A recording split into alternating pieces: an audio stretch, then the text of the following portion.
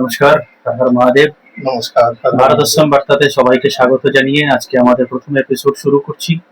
আমাদের শুরুর দিনের প্রথম এপিসোড দিল্লিতে টোটাল সমগ্র ভারতবর্ষকে যেভাবে অস্থির এবং অরাজকতার যে চেষ্টা বা প্রয়াস হচ্ছিল তার বিরুদ্ধে আমরা একটি টপিক আলোচনা করব এবং এই প্রয়াসটি কি করে বিফল হলো এবং সেটা কিভাবে সম্ভব হলো সেই বিষয়ে আমার সিনিয়র তথা রাষ্ট্রপ্রেমী মিস্টার অনিল দীক্ষিত আলোকপাত করবেন।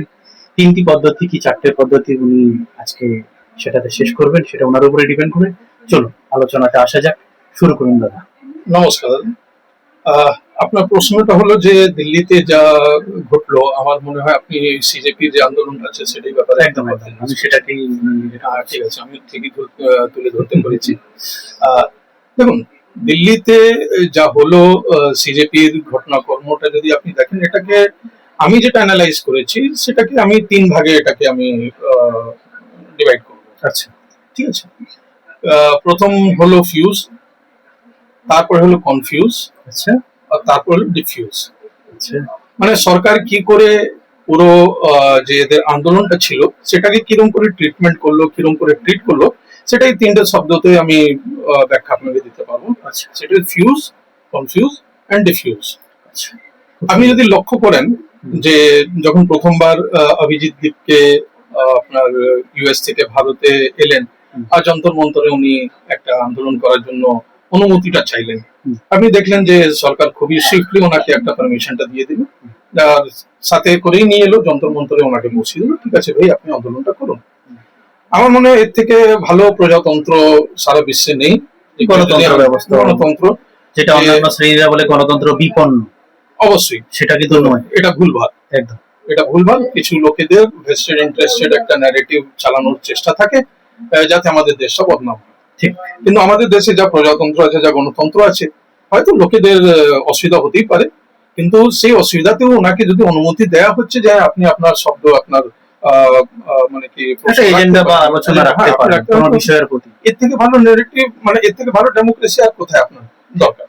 যাই হোক, তো আমরা মূল বিষয়তে আসছি। এবার ব্যাপারটা হলো, যখন আন্দোলনটা আরম্ভ হলো, শুরুতে ওনার কোন রকমের ট্রাকশনটা পাননি। না, শুরুতে ওনার নামই কেউ জানতে পারতো না, কে বা কাহারা, কে শুরু করেছে, কোথা থেকে কোনো মোমেন্টাম নেই, কোনো মুভমেন্ট নেই। রাইট। তো এবার কি করবেন? তো ওনারা একটা মুখ নিয়ে এলেন। আচ্ছা, এমন একটা মুখ আনতে হবে যেটা অ্যাকসেপ্টেবল টু অল। আচ্ছা, যাতে মানে সবাই ওনাকে সম্মান করেন বা ওনাকে একটা আলাদা জায়গা দিয়ে রাখেন। আচ্ছা, আলোচনার মূল বিষয়বস্তুটা কি, মানে ওরা এসেছিল কিসের প্রোটেস্ট করতে? দেখুন, ওনারা এসেছিল, এবার তো এখন তো এত তাড়াতাড়ি কিছু বলা মানে সম্ভব নয়, কিন্তু আমার মনে হচ্ছে এটা একটা অ্যানার্কি।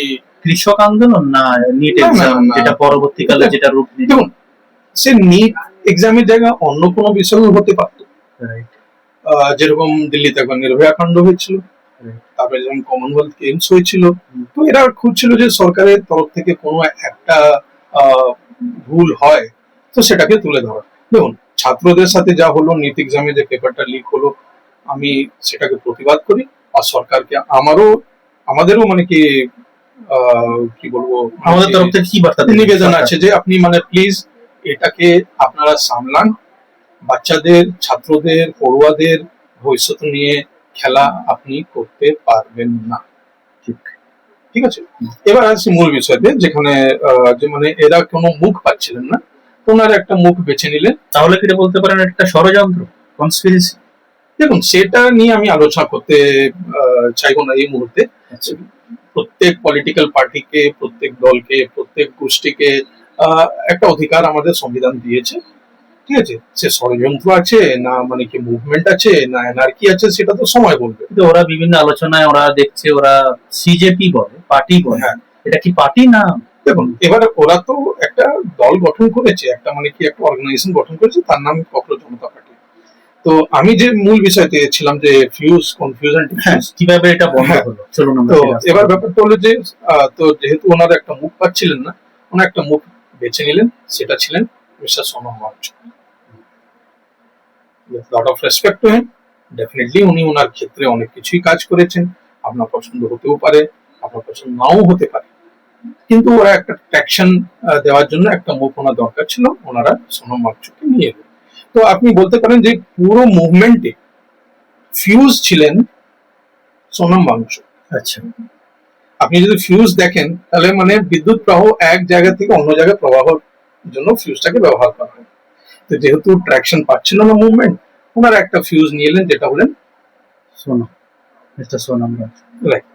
আচ্ছা, এবার ওনার আসার পরে আস্তে আস্তে আস্তে আস্তে মুভমেন্ট ট্র্যাকশন পেতে আরম্ভ করলো। বিভিন্ন ক্ষেত্রে বিভিন্ন ফিল্ডের লোক, মানুষরা, পলিটিক্যাল পার্টি, অনেক লোকেরই ওখানে সঙ্গে আসতে আরম্ভ করলেন। নিট যারা হ্যাঁ। সমস্যায় পড়েছিলেন তারাও এসেছে। তারাও ছিলেন, স্টার্টিং এ পড়ুয়ারাও ছিলেন, অভিভাবকরাও ছিলেন, অভিভাবক মন্ডলীয় ছিল, সবাই ছিল। সবাই ছিল।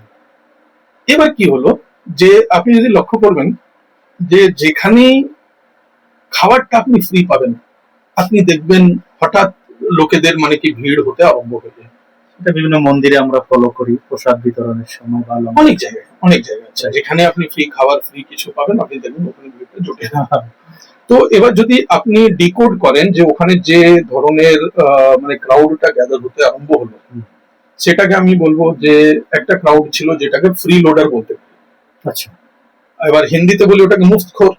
আচ্ছা, কিন্তু মুফতখোর বললে তো লোকেরা মাইন্ড করবে, না, যে কি ধরনের ভাষা আপনি বলছেন, কি ধরনের শব্দ হলে আপনি না। আমার ব্যাপারে ব্যবহার করছেন। খারাপ শব্দ বলতে তো পারি আমি না। বলবো যে free loaders and maybe gen ছি, not gen Z. Hmm, gen Z আলাদা, জেন জি আমাদের অনেকটাই ভালো আছে, আচ্ছা, কিন্তু এই জেনারেশনে একটা জেন ছি আছে।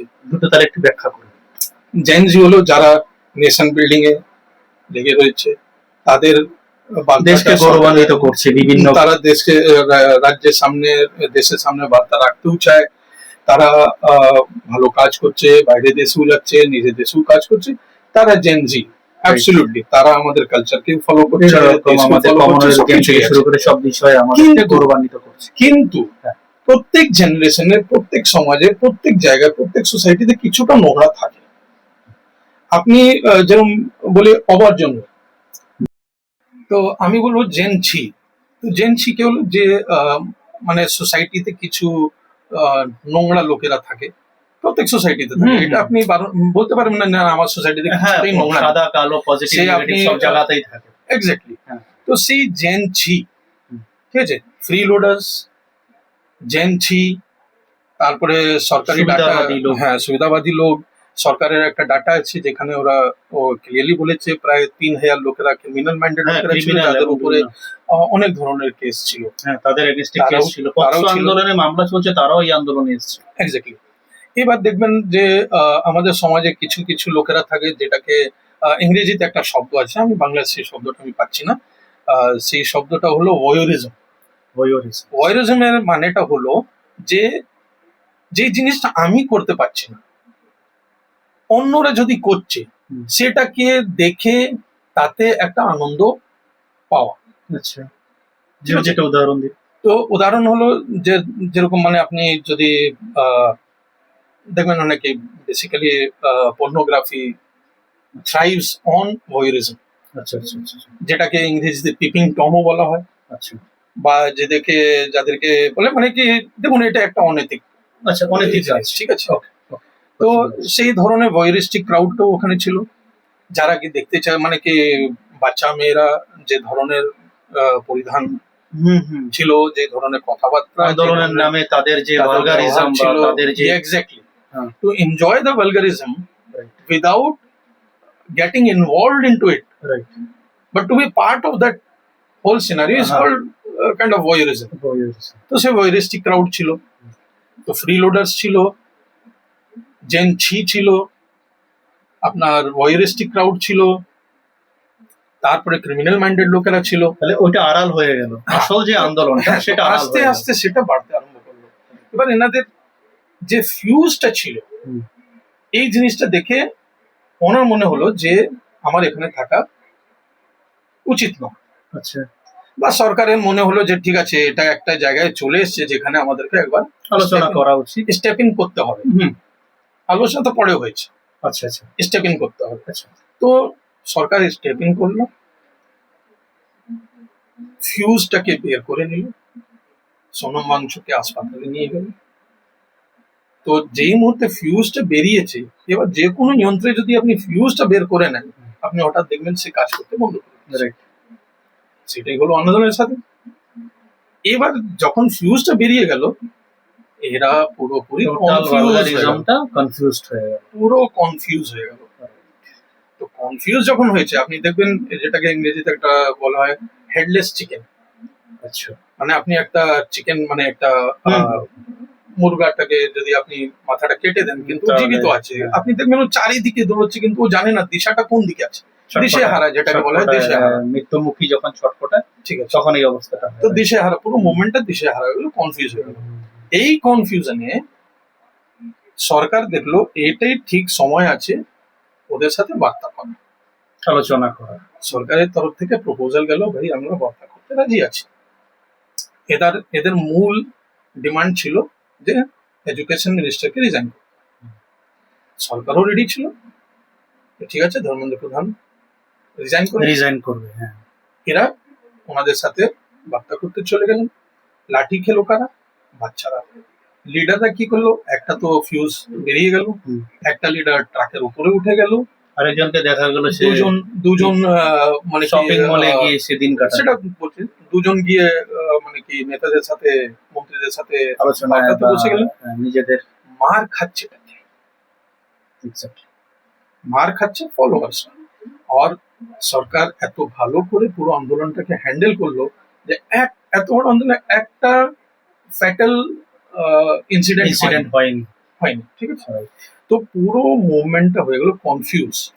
এই কনফিউশনে কিছু ফ্রিলোডার্স, ওয়ারিস্টিক, আর মানে কি যেটা অবর্জনীয় জেনছি, নট জেনজি, না জেনছি, ঠিক আছে, তারা কিস্তি খামারি এবং তাদের কালচারকে শো আপ করা শুরু করে। যে না, সেটা আমাদের কালচার নেই, তাদের কালচার, তাদেরও কালচার নেই।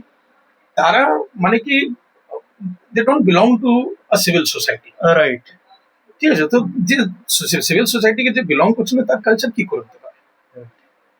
ঠিক আছে, দে আর নট কালচার, দে আর ভালচার্স। ঠিক আছে, তারা যে ধরনের ভাষা আরম্ভ করলো, মানে অসামাজিক ভাষা, অসামাজিক পরিধান, তার সঙ্গে অসামাজিক শব্দাবলী, যে শব্দাবলী ওরা গণতান্ত্রিক ভাবে। দিল্লির পুলিশ দাদা, যেখানে এদের ভোকাবুলারিটা শেষ হয়, দিল্লির পুলিশের ভোকাবুলারি ওখান থেকে স্টার্ট হয়। কিন্তু আপনি দিল্লি পুলিশের রিয়াকশন গুলো দেখেন, রাইট, যাতে এরা আর ট্র্যাকশন না পায়। তো এবার হলো ব্যাপারটা পুরো কনফিউজ হয়ে গিয়ে বার্তায় বসে গেল।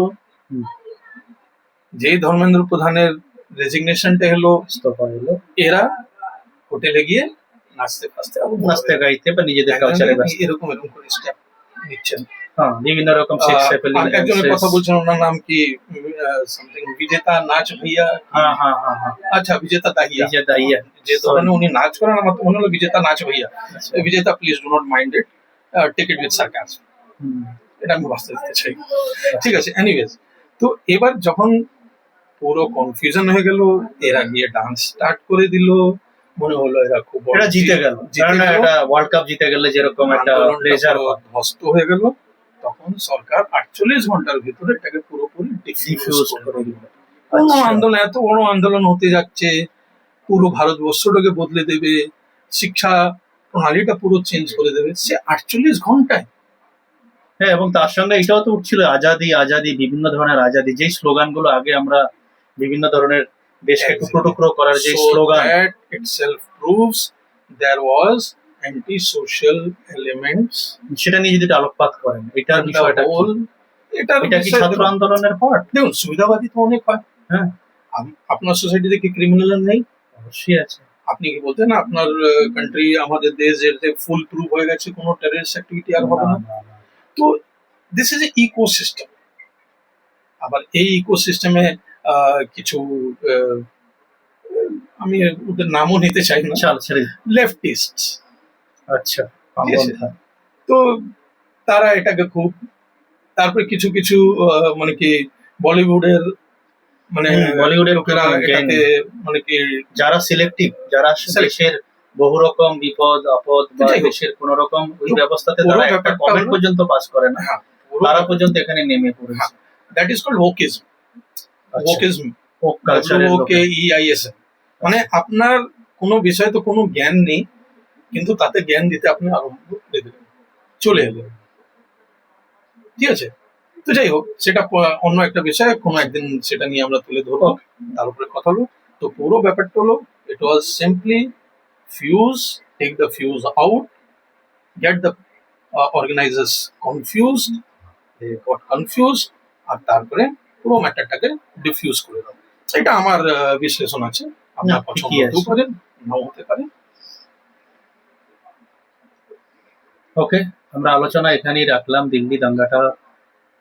দিল্লি দাঙ্গা বা দিল্লি আন্দোলনের নামে যে দাঙ্গা বা ভালগারিজম বা যেই বর্বরতা বা আমরা যে দৃশ্য দেখতে পেয়েছি সমাজ মাধ্যম থেকে শুরু করে মেন মিডিয়া থেকে শুরু করে, সেই বিষয়ে আমরা একটা আলোচনা রাখার চেষ্টা করেছি। সরকার পক্ষ এই সমস্ত আলোচনা বা দেশকে টুকরো টুকরো করার যে ষড়যন্ত্র বা তার পিছনে যে তাদের প্ল্যান, সেটা কিভাবে সরকার সফল হয়েছে, সেই বিষয়ে আমাদের আলোচনার মূল বিষয়বস্তু এটাই ছিল। 3টে পার্টে মিস্টার দীক্ষিত ভাগ করে দেখিয়ে দিয়েছেন: fuse, confused and diffuse and dissolved বলতে পারেন। সমস্যা এখানেই সলভ। তো পরবর্তী এপিসোডে আমাদের সঙ্গে দেখা হবে। আপনারা সঙ্গে থাকুন, সাবস্ক্রাইব করুন, শেয়ার করুন, বিষয়টির মতাদর্শ জানাতে আমাদের সঙ্গে লেগে থাকুন। মিস্টার দীক্ষিত যদি আরো কিছু বলতে চান এই বিষয়ে। দেখুন, আপনি লাস্টে একটা জিনিস অ্যাড করলেন আমার ফিউজ, কনফিউজ, ডিফিউজ থিওরিতে, সেটা হলো solve. I will tell you this is not solved. They will come back. Like you have studied their strategy, তো তারও আপনার স্ট্র্যাটেজিটাকে ধরে ফেলবে। সাবধান থাকবেন, ভালো থাকবেন, নমস্কার। নমস্কার।